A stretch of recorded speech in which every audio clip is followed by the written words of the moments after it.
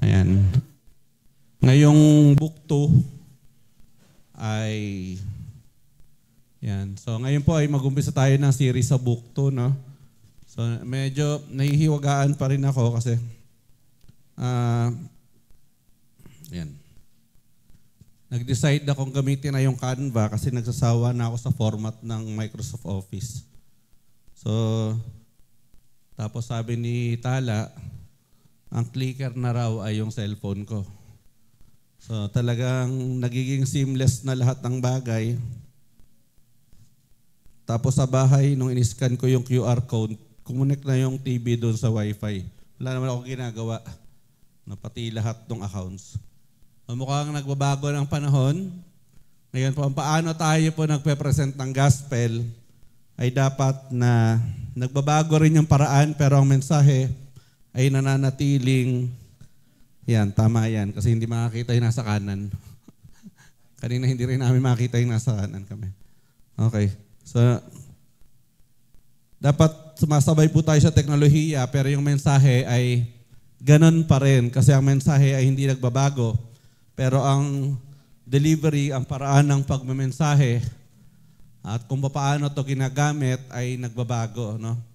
Kaya po, pasensya na doon sa mga tao na sa akin po kasi yung Bible na sa cellphone at yung Bible na sa book ay pareho lang. Kung gusto nyo ng mas banal, ay dapat yung dala nyo yung scroll. Hindi kaya yung tableta ni Moises. No, kaya lang yung tableta ni Moises nasira na yun. So, habang nagbabago ang teknolohiya, yung mode of delivery ay ganun din. Oo nga, totoo nga Tala. Yung cellphone ko na nga yung clicker. Naniniwala na ako sa'yo. So, hindi na siya malalaglag. Anyway, so ngayon po, from this Sunday going forward, we will be starting a new series. Ang tawag po dito ay Salvation Studies, no? Salvation Studies. Pagtunog seminaryo, ang tawag po dito ay soteriology, no? The doctrine of salvation. So sa susunod na 8 linggo, wala tayong pag-uusapan kundi salvation. Mas malalim na doktrina ng salvation. So, ngayon po, we will be discussing the gospel at sa susunod na 7 linggo pa. No?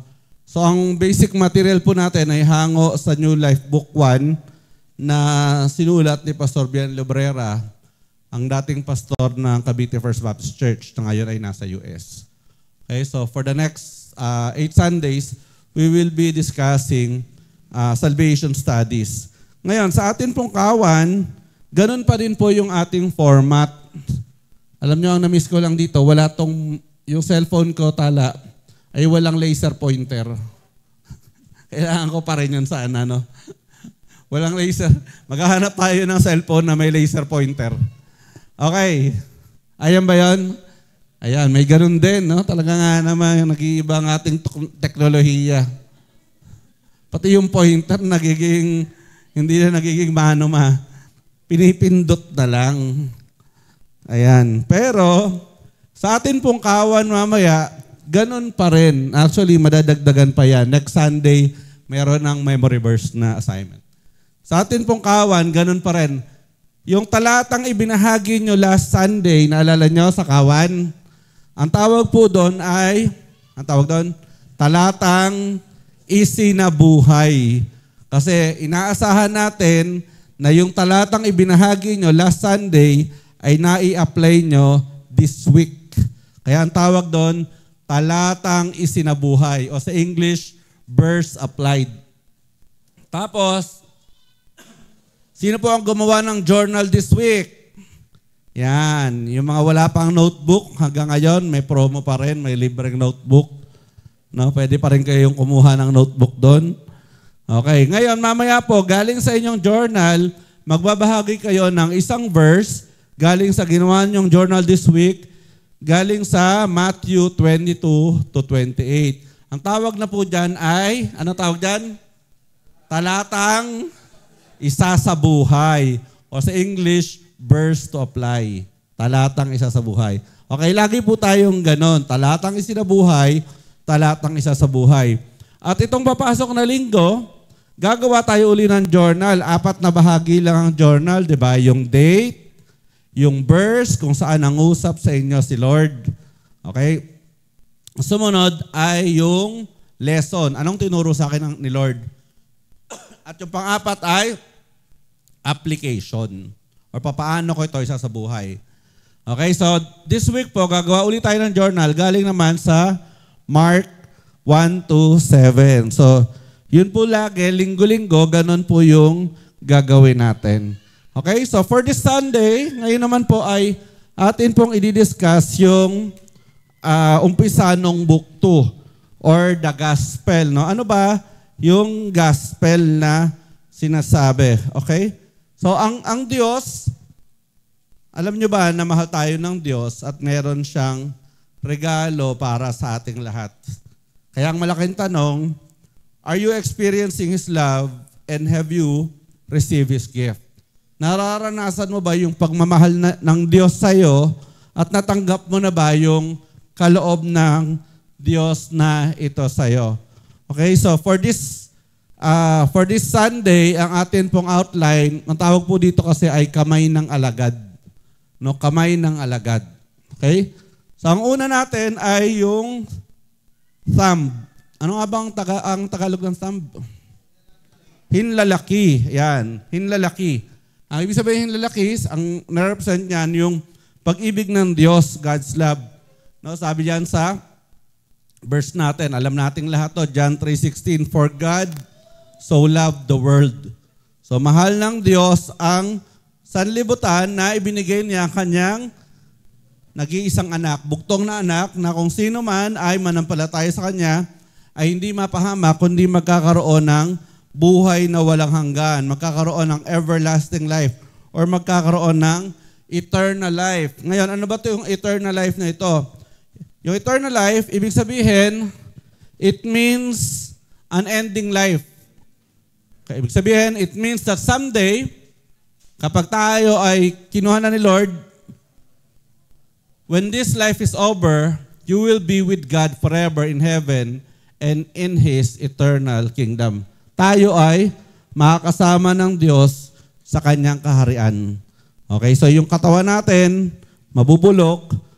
Diba? Yung trichotomy, tawag trichotomy, 3 bahagi ng tao. Yung spiritu babalik sa Diyos, yung katawan mabubulok, at yung kaluluwa makakasama ng Diyos kapag meron tayong relasyon sa Kanya. So yun po yung ibig sabihin ng eternal life. It means an ending life. Ibig sabihin pa rin to, it means permanent relationship with God. It means God will be with you here on earth. Ngayon pa lang. So nag-uumpisa po ang buhay na walang hanggan, hindi pag namatay na tayo, kundi ngayon pag tayo ay merong relasyon sa Diyos. The Lord Jesus promises to give you abundant life throughout your earthly journey.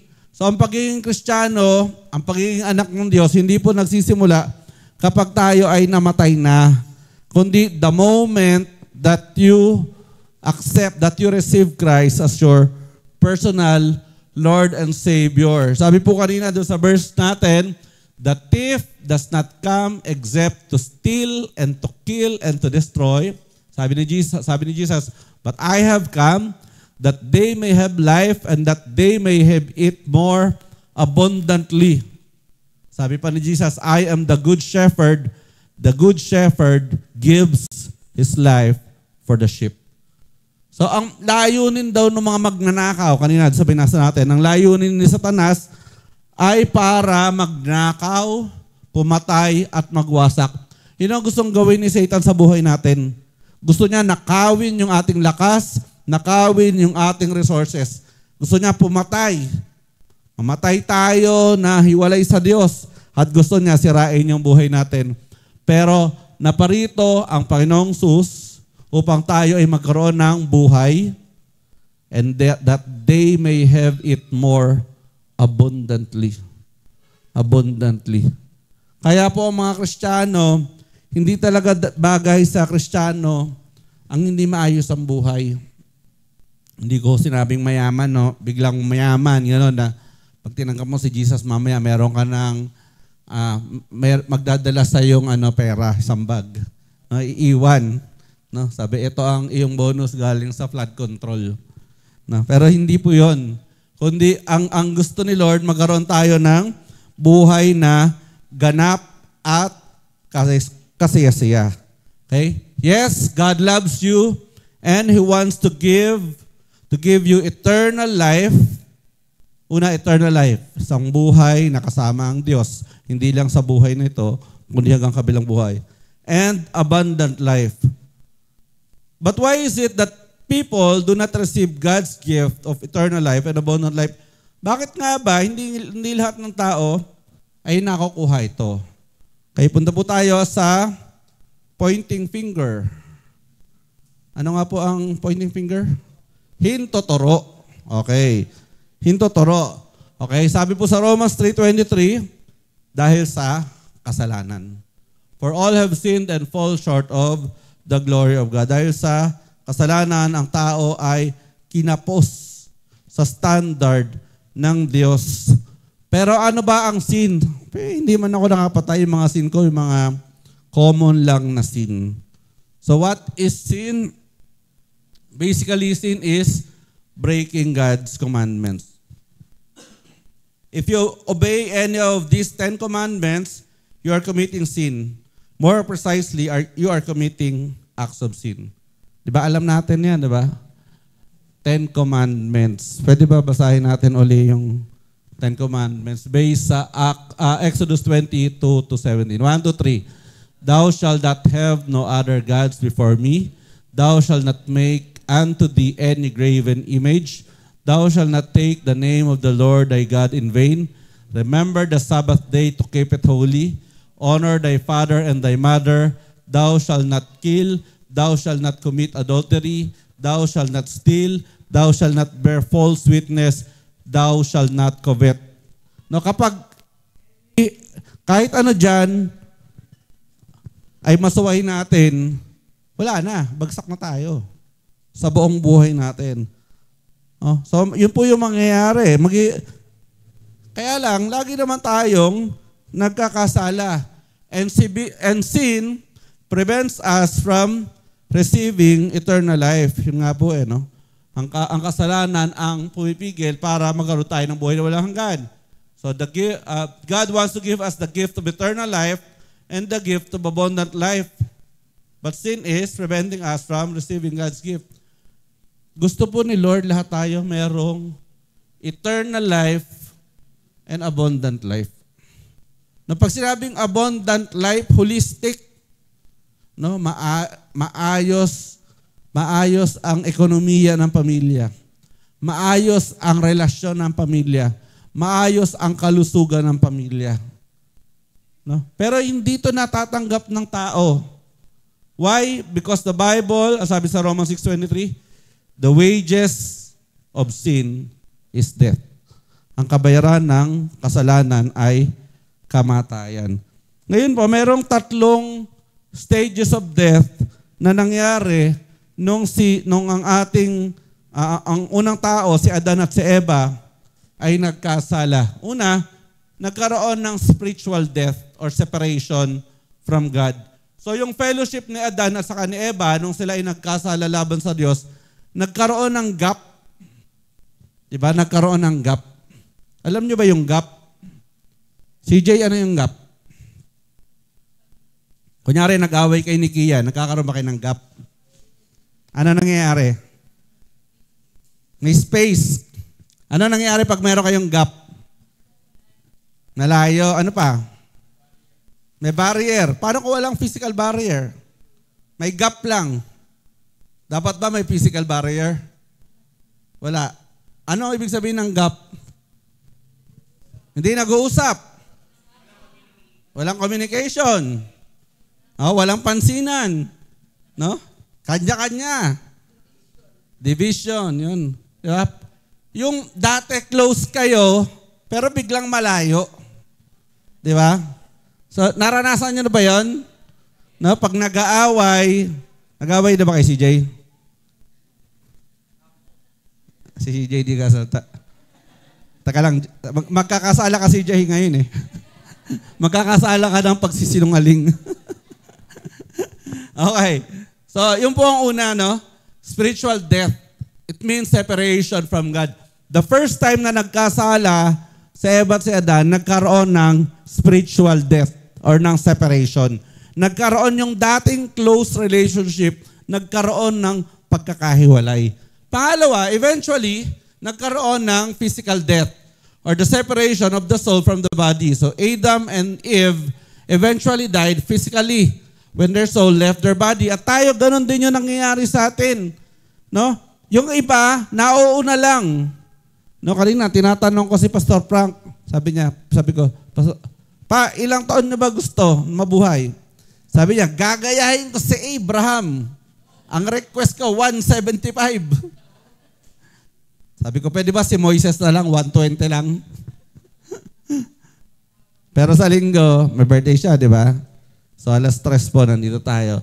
Pero lahat ng tao, eventually, nagkakaroon ng physical death. No? Kaya nga, abo sa abo. No? Lahat pupunta sa alabok, lahat na pupunta sa lupa. At pangatlo, yun po yung, ang tawag doon ay eternal separation from God. So the Bible calls this second death when the sinful soul will be separated from God permanently. No, ang kapunta sa impyerno ay pagkahiwalay sa Diyos. So God gives us the list of people who will suffer this eternal separation from God. So sino daw ang pupunta sa impyerno? Okay, basahin natin Revelations 21:8. But the cowardly, unbelieving, abominable, murderers, sexually immoral, sorcerers, idolaters, and all liars shall have their part in the lake which burns with fire and brimstone, which is the second death. Ako, sino kaya tayo dyan? Sino dito yung sino yung cowardly? Mga duwag. Unbelieving, mga hindi niniwala sa Diyos. Abominable, yung mga marurumay pa umuhay. Murderers, mga mamamatay. Kaya lang, kahit sa isip natin, marami tayong gustong patayin, di ba? Sexually immoral, sorcerers, may mga bukabang mangkukulam dito. Idolaters. Sino ang nakapagsinungaling na? Sino ang hindi pa nagsisinungaling? Problema, lahat tayo nakapagsinungaling na. No? So we all face a very big problem. Kasi lahat tayo nakapagsinungaling na. Yung lagi ko laging illustration, yung naalala nyo yung 3 kasalanan sa isang araw. Yung dapat sa isang araw, 3 beses ka lang magkakasala. So pag naglalakad ka, napamura ka, tapos nakipagchismisan ka, nagsinungaling ka, tapos sinagot-sagot mo yung magulang mo. So pag nakapagkasala ka ng alas 7 ng umaga, hindi ka na magkakasala magmula 7:01 a.m. hanggang sa matulog ka. Diba? Napaka-holy mo na nun. So ang kota mo lang ay ilan? 3 kasalanan sa isang araw. Ngayon, kung 3 beses ka lang magkakasala sa isang araw, sa isang buwan, ilan kang beses magkakasala? 3 times 30. 90. So yan ay kung 3 kasalanan ka lang sa isang araw. So sa isang buwan, 90 beses ka lang magkakasala. Ngayon sa isang taon, 90 times 12. 90 times 12. 1,080. Ang galing talaga ni Ate Eli. Talagang negosyante. Oh, bonus na yung 80. 1,000 na lang. Ate Eli, ilang taon ka na ngayon? 61 times 1,000. 61,000. Yun yung dami ng pagkakasala ni Ate Eli kung 3 beses lang sa isang araw. Ang problema, magkasala ka lang ng isa, hindi ka na qualified. Kaya nga lahat tayo ay hindi talaga qualified sa pumunta sa langit. Ngayon, punta tayo sa middle finger. Hirap na hirap akong kumuha ng picture nito. Kasi pag yung middle finger, nagiging mure. No, pag nagano ko ng picture. Buti na lang eto teacher to eh. Ayan, tinuro lang niya. Anong Tagalog ng middle finger? Ano? Hinlalato. Hinlalato. Yan. Kaya talaga mga pumasaba kayo sa Pilipino. Ibalik sa Pilipino. Hinlalato. Ang hinlalato, problema ng tao, kasalanan, ang sagot ng Diyos ay si Jesus. Yan, di ba? Kanina binasin natin to. For God so loved the world that He gave His only begotten Son. So dahil hindi kayang iligtas ng tao ang sarili niya, binigay ng Ama ang kanyang anak. So ano po nangyari? For Christ also suffered once for sins, the just for the unjust, that He might bring us to God, being put to death in the flesh, but made alive by the Spirit. So si Lord yung pumasa nung kasalanan natin. Si Jesus yung nagbayad ng kasalanan natin. Malinaw po yun. Yung mga kasalanang nagawa, ginagawa, at magagawa pa. Para iligtas tayo. Para tayong lahat ay magkaroon ng kaligtasan. Kaya nga po, sabi sa John 14:6, sabi ni Jesus, I am the way, the truth, and the life. No one comes to the Father except through me. Wala pong ibang daan kundi kay Jesus lang. Hindi ka maliligtas kung mabait ka. Hindi ka maliligtas kung maganda ka lang, kung cute ka lang, kung nagsisimba ka lang, kung mayaman ka lang, kung namimigay ka lang ng pera. Lahat tayo kailangan ng tagapagligtas. So the bridge back to God is ready, and it is now possible to go back to God. So from sin to the presence of God through Jesus Christ. By believing in Him. Kaya po napaka-importante yung faith ng bawat isa. Alam niyo, nakakalungkot. Minsan dito, sa ating church, maraming linggo-linggo sumasamba sa Panginoon, pero sa labas pa naliligtas. Diba, pag umattend pa ng camp, saka pa lang tatanggap kay Lord. Muntalang dito, lagi naman itong dinidiscuss. Minsan yung akala mo kasama mo sa langit, hindi pala. Kaya po napaka-importante, siguraduhin. Kasi ang tanong, Christ the bridge back to God is here, but we ask, how do we cross the bridge? And the answer is by establishing a personal relationship with Christ. Hindi po sa atin. Hindi ko po kayo kayang iligtas. Hindi kayo maliligtas ng JLCC. Importante, bawat isa sa atin manampalataya kay Jesus bilang Panginoon at tagapagligtas. Kaya nga po, yung ring finger, ano nga yung ring finger? Palasingsingan. Palasingsingan. Sabi po sa Revelation 3:20, Behold, I stand at the door and knock. If anyone hears my voice and opens the door, I will come into him and dine with him, and he with me. Sabi po ng Panginoong Jesus, nakatayo ako ngayon sa pintuan ng iyong puso. Kung bubuksan nino man ang pinto, ako'y papasok at magkasama kami. Kaya ngayon, habang buhay tayo, Christ is knocking at the door of your heart. Kaya nga ang tanong, saan ba siya gusto? Inside o outside? Napaka-importante, ang bawat sa atin, super linaw yun. Super linaw yun. Hindi lang tayo ma-attend ng JLCC kasi masaya, kasi maganda yung music. Hindi lang tayo sumasama kasi sa December, baka mamigay na naman ng bigas. Pero hindi ko sinasabi yung mamimigay ng bigas. No? Kung hindi, mas importante. Kasi yung bigas, di ba naalala nyo, nung isang beses namigay ng bigas, bayad na ba yung bigas na yun, Ate LB? Naisaing na, hindi pa yata bayad. Ito po yung magbibigay sa atin ng everlasting value, no? Na bukod doon sa physical, importante yung spiritual. Kasi lahat po nag-uumpisa sa puso, nag-uumpisa sa relationship kay Lord. Kaya nga po, naalala nyo, anong lesson to sa book 1? Anong lesson to sa book 1? Ito yung Book 1, Lesson 2. Ang makipot na daan. Nalala niyo? Book 1, yung kukonti lang yung dumadaan papunta sa buhay. Mas marami yung dumadaan papunta sa kapahamakan. Kung makikita niyo po, lahat po ng ating pinag-aaralan, dugtong-dugtong lang yan. Dugtong-dugtong lang. No? Ito po yun, yung makipot na daan.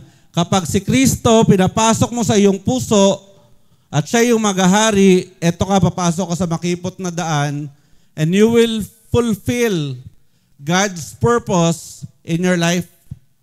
Ano bang pinapagawa sa akin ni Lord? Kasi bawat isa po sa atin, merong purpose si Lord. Alam niyo po, ang pinakamahirap mangyari, pinanganak tayo, dumaan ang buhay natin, pero yung purpose ni Lord sa buhay natin, hindi natin nagawa. Tapos namatay tayo. Sayang yung buhay natin. Di ba? Maraming tao ganon. Laging pabiktim. Laging pabiktim. Sino dito mga pabiktim? Naku, kaya ako lang naman sinagot yan kasi ang kulit-kulit. Nakapag-asawa ka na hindi mo gusto. Meron ba dito nakapag-asawa na hindi niya gusto? Tinutukan lang naman ako ng patalim. Lahat po dapat ay, by choice. By choice. No? Let us live our own life that is designed by God for us to do. No, wag tayong mabuhay ng buhay ng iba. Kasi minsan, ang problema sa atin, gaya-gaya tayo. Gusto ko yung gagaya ng ginagawa ni Pastor Rocky. Hello, gusto niyo ba yung kagaya ng ginagawa ko? Nagdadrive ng 10 oras kada araw. Pagod na pagod ka na, hindi ka pa nakakarating. No? Tanong nyo kay Kuya Jun. Nung pauwi kami, galing Tuguegarao, gusto na namin makauwi ng Tansa. Pero gabi na, na-Starlock pa lang kami. Nag-umpisa kami tanghali pa lang. Ganon kapagod. Nung March, umalis ako ng Daet 5 p.m. Alas 3 na ng umaga, nagda-drive pa rin ako mag-isa. No? So, gano'n. Iba-iba po tayo ng calling.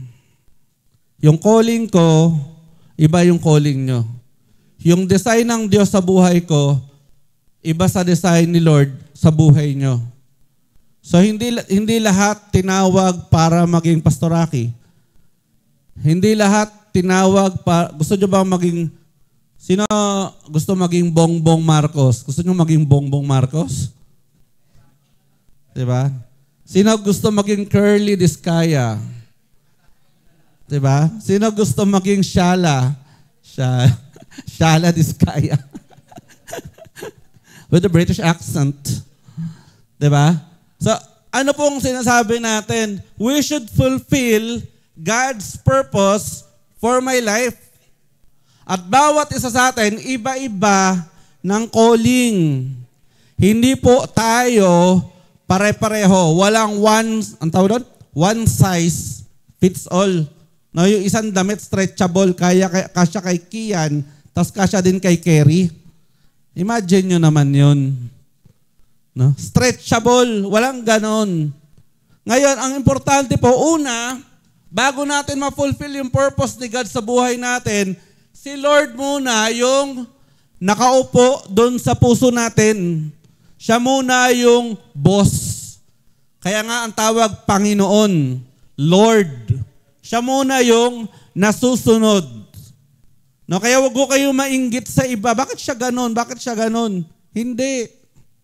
Iba-iba tayo.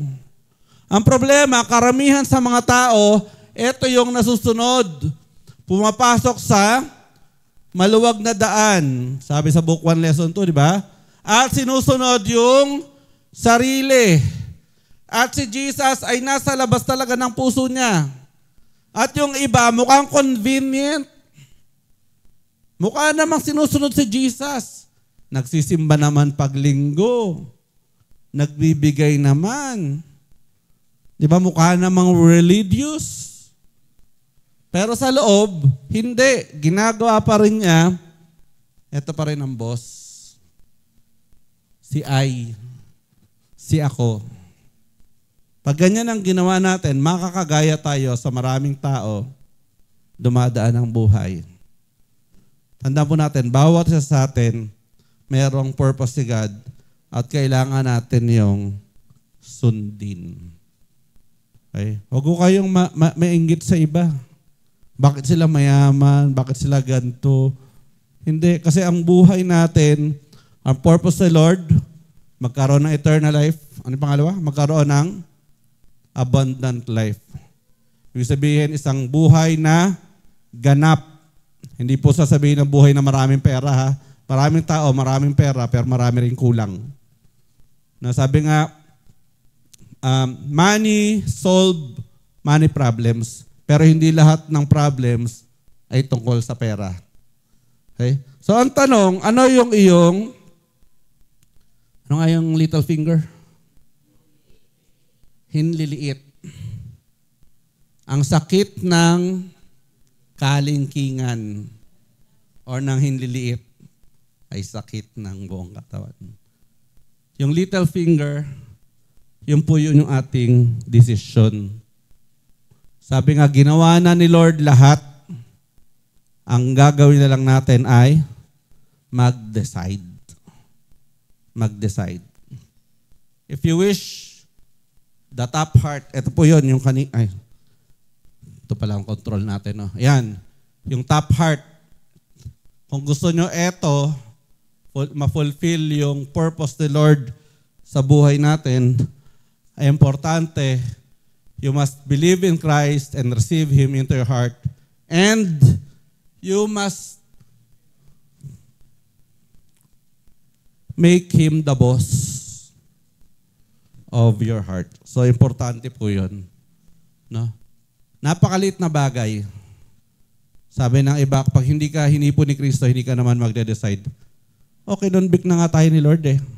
Pero maraming tao, nangungusap na si Lord, tumatanggi pa kay Lord. Kaya importante po that we should decide. And when we decide, nandyan naman yung PAM. Hindi yung palm ha? PAM. With silent L. Okay, yung PAM. Yung Christ assurance. Ano yung Christ assurance? Sabi po sa John 1:12-13, but as many as receive Him, to them He gave the right to become the children of God. Lahat daw ng tumanggap sa Kanya ay anak ng Diyos. Lahat. To those who believe in His name, who were born not of blood, nor of the will of the flesh, nor of the will of man, but of God. Gusto po ni Lord, lahat tayo ganon. Sigurado yon. Na huwag nyo na isipin, ako ba'y pinili ng Diyos? Hindi po, lahat ng tao nangungusap si Lord eh. Hindi natin pwede sabihin, hindi ako pinili ni Lord, hindi ko kasalanan kung ba't ako pupunta sa impyerno. Hello, kasalanan mo. Bawat tao merong responsibility. Kaya kung papunta ka sa impyerno, walang may kasalanan. Hindi pwedeng pinilit ako ng nanay ko. Hello, lahat yan, responsibility mo. Okay? Pero lahat ng nanampalataya kay Lord, sa Kanya. Ngayon, as a child of God, you receive two gifts. Yan, again, ito na naman tayo. As a child of God, you receive two gifts. Number one, eternal life. Sigurado na yan. Pag namatay tayo, sa langit tayo, kasama natin si Jesus. And this is the testimony that God has given us eternal life, and this life is in His Son. He who has the Son has life, and he who does not have the Son of God does not have life. Una, eternal life. Ang ikalawang gift, ano yung ikalawang gift? Abundant life. Ito lagi tayo dito pumapalpak eh.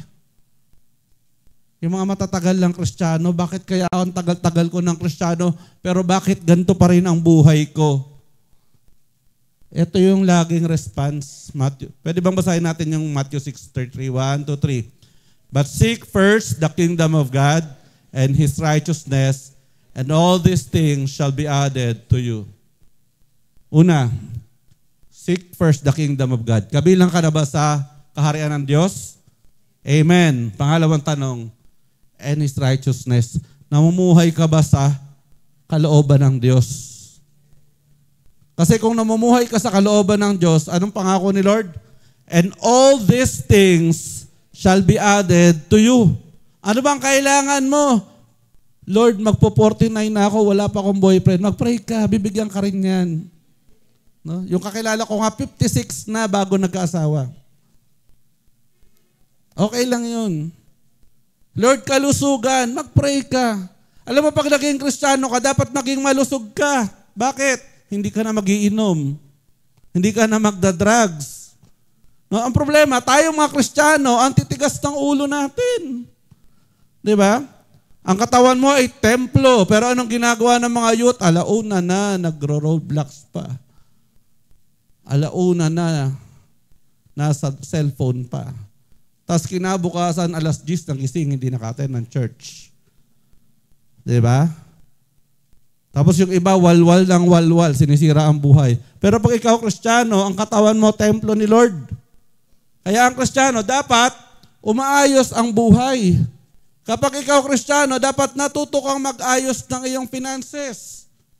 No? Give to Caesar what is due to Caesar and give to God what is due to God. Basahin ang Proverbs, napakaraming finances. Finance manual. Dapat yung pera, natututo tayo mag-ayos, maghawak ng pera pag tayo nagiging Kristiyano. Yung pamilya, dapat natututong ayusin ang pamilya. Kapag tayo ay nasa righteousness ni Lord, anong kanyang promise? All these things shall be added to you. Kaya dapat ang tunay na Kristiyano, umaayos ang buhay. Kapag ikaw tunay na Kristiyano at hindi umaayos ang buhay mo, tanungin mo, ako ba nasa righteousness ni Lord? Yung buhay ko ba nasa kalooban ni Lord ngayon? O masyado lang matigas ang ulo ko? Masyado ko lang pinakikinggan yung sarili ko. Tapos tatanungin ko, bakit hindi ako pinagkapala ni Lord? Wala ka sa kalooban ng Diyos. Yung buhay mo wala sa kalooban ni Lord. Kasi ito pangako ni Lord eh. Kapag ikaw ay anak ng Diyos, you will have eternal life and you will have abundant life. Tayo, lagi tayo dito pumapalpak. Kasi ito sigurado na eh. Lord, kahit ano mangyari, sa langit na ako pupunta. Ang problema, yung iba, meron pa ngayon yung grace theology. Yung kahit anong gawin mo, hindi ka nahihingi ng tawad kay Lord. Ang sarap batukan yung mga ganong theology. No, pwede mo nang gawin lahat ng pwede mong gawin. Kasi ligtas ka na naman. Ang sarap tuktukan. Ang dami hong lumalabas na gano'n kung ano-ano. Kaya importante po, ayusin natin yung sarili natin sa Panginoon. Kaya nga po, ang laging hamon sa atin, discover God's plan for your life and to find out His mission for you. Ano bang papagawa sa'yo ni Lord? Iba-iba ho tayo. Alam niyo, natutuwa ako kay Ate Ilay kasi nung isang beses, tumawag siya, Pastor, sa drive ako, Pastor, nakita ko, binibenta yung motor ni Sister bilhin mo para sa church. Iba yung mission niya, iba yung mission ko. Pero hindi sinabi ni Ate Ilay na, Pastor, alam mo, mas magaling ako sa'yo. Ako na ako pastor dyan sa JOCC. Hindi ganun eh. Kasi iba-iba tayo. Si Ate Ilay, mas magaling gumawa ng pera. Ako, mas magaling gumastos. Na iba-iba po tayo. Gawin natin yun. Find out His mission for you. It is very important for you and for every Christian to continue studying God's Word. Araw-araw, tuloy-tuloy in order to understand clearly God's plan and mission. Christ commanded all those who believe in Him continue in His Word. Anong pinapagawa sa ni Lord? Si attorney, ibang pinapagawa. Hindi lahat tinawag para maging lawyer. Si Ate Joy, iba rin ang ipapagawa. Kahit yung lawyer nga, ang dami-dami. May corporate lawyer, di ba? Merong nasa public service. Yung kaibigan ko, may tax lawyer. Dami-dami. Sa lawyer pa lang yun. So, anong papagawa sa akin ni Lord? No, pero isa ang assurance. Kapag ikaw ay Kristiyano, God wants you to have an eternal life and an abundant life. No? Kaya nga ang importante po, we should always abide. Ano Tagalog sa abide? Abide. Abide. Sabi ni Roel Guevara, babad. Pero mas maganda pong word yung manatili. We should always abide in God's word. Sabi ni Jesus, you are my disciples indeed, and you shall know the truth, and the truth shall make you free. Kaya po ang invitation sa atin, kung ikaw ay Kristiyano na, lalo kang lumago. Lalo kang magbasa ng Bible. Lalo kang sumama sa small group. Na wag tayong bibitaw. Kasi marami pang ipapagawa ang Panginoon sa atin. Tingnan niyo yung katabi niyo. Sabihin niyo, may papagawa pa si Lord sa iyo. May purpose ka pa. Alam niyo kung bakit? Kasi kung wala ka ng purpose, wala ka na dito sa earth. Na-promote ka na sa kabilang buhay. Okay? So kagaya po ng assignment natin sa Kawan, baka ako dito napindot. Ito nga palang clicker ko ngayon. Yan, ganyan pa rin. Babalikan pa rin po natin yan. Diretso lang po tayo. Ang importante, bawat sa atin merong relasyon kay Jesus at bawat isa sa atin lumalago sa Panginoon. Tayo po ay manalangin, tayo yung lahat ay pumikit. Kung meron pa po sa ating kalagitnaan na hindi pa siya sigurado na kapag siya ay namatay, ay pupunta siya sa langit. Pwede po kayong sumunod sa panalangin sa akin ngayon. Panginoong Sus, salamat po dahil kayo ay namatay sa krus upang bayaran ang aking kasalanan. Hindi ko po kayang iligtas ang aking sarili.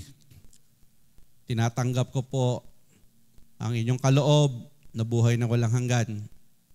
Kayo po, Panginoon, maging amo, maging boss ng buhay ko.